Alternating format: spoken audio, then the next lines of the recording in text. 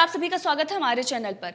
उद्धव ठाकरे ने शपथ लेने के दूसरे ही दिन बिल्डरों के साथ मिलकर बड़ा घोटाला किया, जिसको लेकर किरीट सोमैया ने सबूत भी पेश किए हैं। उन्होंने बताया कि किस तरीके से उद्धव ठाकरे ने बिल्डरों को 354 करोड़ रुपए का गिफ्ट दिया है। अब ये बीएमसी का जो बड़ा घोटाला सामने आ रहा है, इससे पहले भी किरीट सोमैया ने कई घोटाले उद्धव सरकार के सामने रखे हैं। बीएमसी के जो घोटाले हैं, जिस तरीके से भ्रष्टाचार है, उस पर कार्रवाई करने की भी मांग की, लेकिन कोई भी कार्रवाई नहीं लिया है। अब किरीट सोमैया ने यह आरोप लगाया है कि उद्धव ठाकरे ने शपथ ग्रहण समारोह के दूसरे दिन ही 354 करोड़ रुपए बिल्डरों को उपहार स्वरूप दिया। मेरे पास इस संबंध में सभी दस्तावेज हैं, किरीट सोमैया ने कहा है।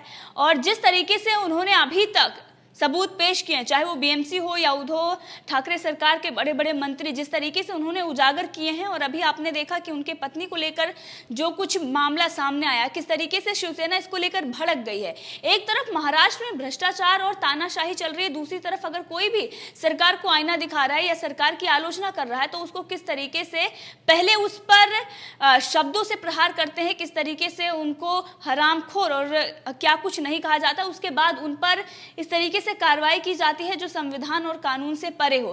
तो अब महाराष्ट्र सरकार जो लगातार भ्रष्टाचार में डूबी हुई है, तानाशाही कर रही है, उसके काले कारनामे धीरे धीरे सामने आ रहे हैं।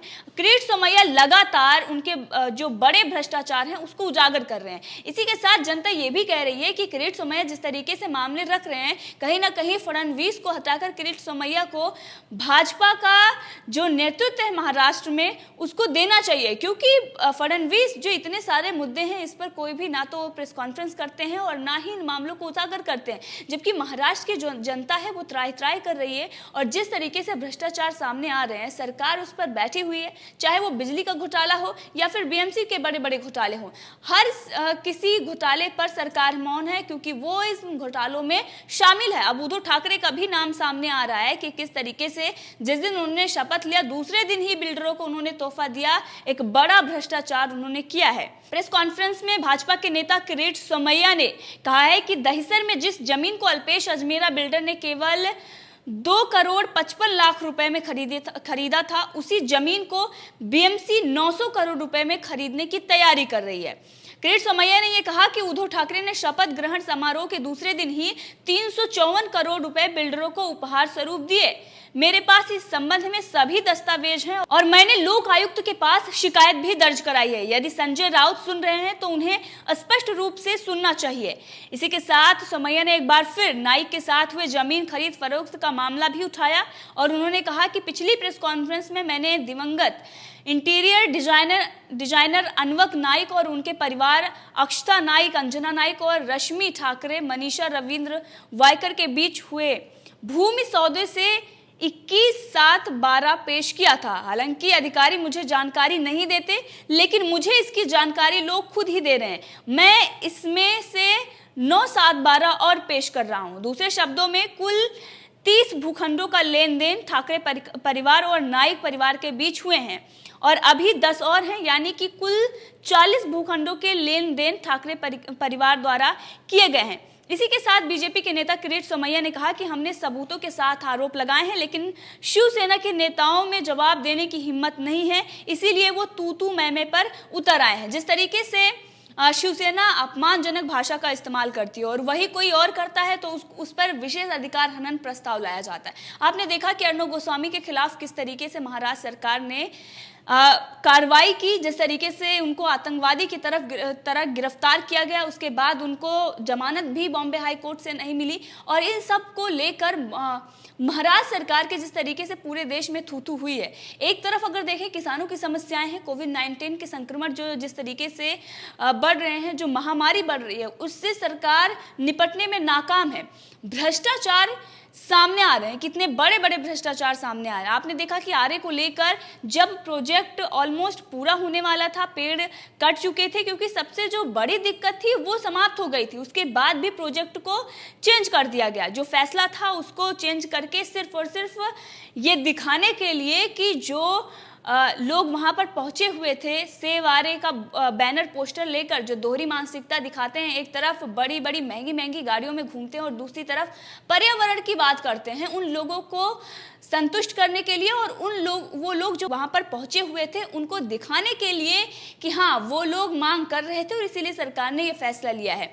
तो उसमें किस तरीके से बड़ा घोटाला सामने आया, तो हमने आपको बताया था कि सरकार को इसमें क्या फायदा होने वाला है। अगर वो कहीं और इस प्रोजेक्ट को देती है तो उसमें किस तरीके से उनको कमीशन मिलने वाला है। इससे पहले भी कई उनके घोटाले सामने आए। अब ये जो घोटाला सामने आ रहा है, बीएमसी किस तरीके से पैसे लेती है और 900 करोड़ रुपए में ये पूरा मामला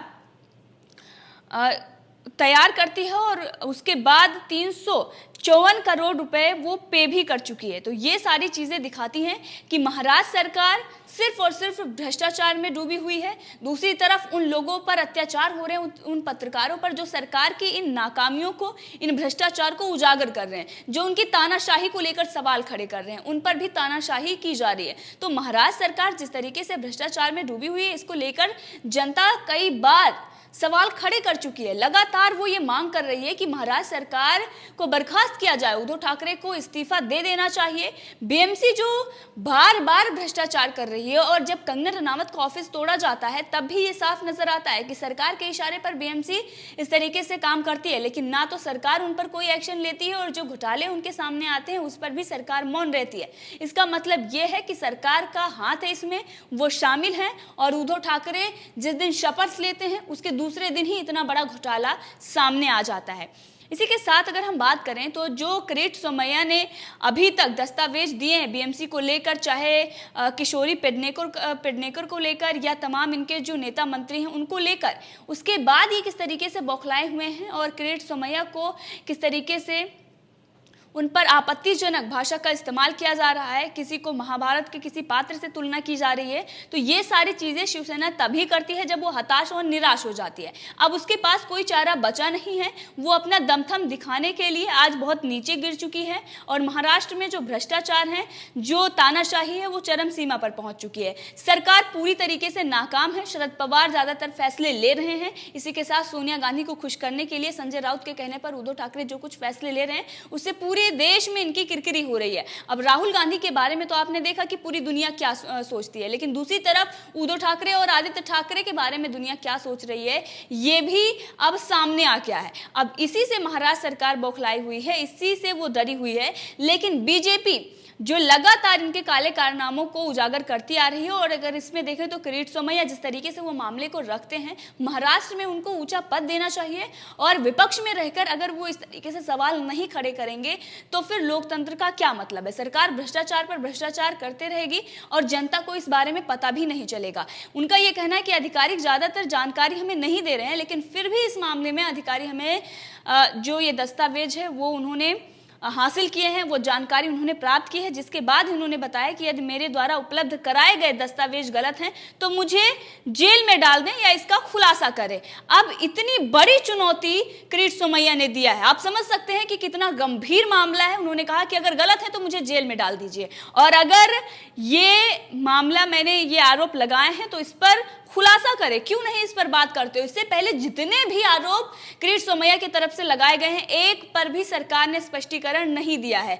यहां तक कि सिर्फ विपक्ष नहीं, इनके पक्ष के नेता भी परेशान हैं। किसानों की समस्याएं हैं। दूसरी तरफ अगर हम देखें तो बिजली का बड़ा घोटाला सामने आ रहा है और हमने आपको दिखाया था कि मंत्रियों के जो बंगले हैं वहां तक बिजली का बिल पहुंचा ही नहीं, ना तो उन्होंने बिजली के बिल पे किए हैं। तो ये बड़ा घोटाला महाराष्ट्र में चल रहा है और कांग्रेस का जो चरित्र रहा है, जो उसकी नीति रही है, वो यही रही है कि भ्रष्टाचार करो। बड़े बड़े घोटाले उन्होंने केंद्र में किए हैं। अब जब महाराष्ट्र में सरकार बनी है और ऐसी सरकार जो कठपुतली सरकार है, जो सोनिया गांधी और शरद पवार के इशारे पर चल रही है, तो वहां पर भी भ्रष्टाचार हो रहे हैं।